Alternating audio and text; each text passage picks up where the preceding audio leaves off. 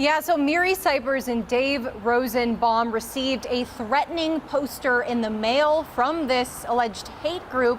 They told me that the trauma of being targeted by a hate group still lingers.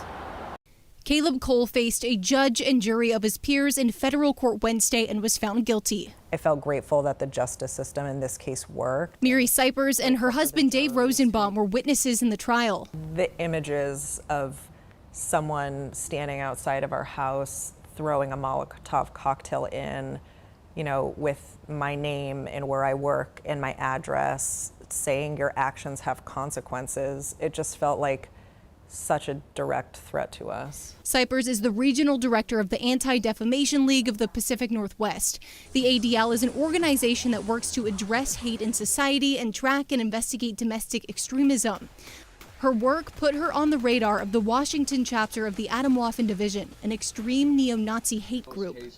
At the trial, video recorded by an undercover informant was shown as Cole discussed the group's targets. There's some focus, some general focus on, say somebody who focused on, racial relations or something. Like one of our extras in Washington is the director of the Seattle ADL. When you heard that, when you hear it coming from his mouth saying director of the ADL, what did that feel like for you?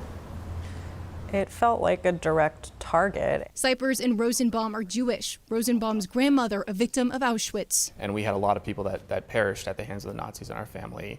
And to see on the letter that said you've been visited by your local Nazis was terrifying and evoked a lot of, I think sort of, just painful experiences from our family's past. The fear of what could have been still sits with Cypers. The other night I was doing the dishes and I was too scared to take the trash out of my house. And, as a person who's strong and not fearful, it's hard to admit that. But the experience has also given Cypers a drive to fight harder for those who face hate and discrimination. It's also given me more resolve to fight for the kind of community I want, where we as Jews or people who are Black or Latino or LGBTQ or people from any kind of marginalized community or minority can feel safe and secure and not targeted because of who they are. Well, the maximum possible sentence for the charges is 30 years, but prosecutors tell King 5 they don't believe that the sentence will end up being that long. Kaleb Cole is scheduled for sentencing on January 11th. Live in Seattle, Kayla Lafferty, King 5 News.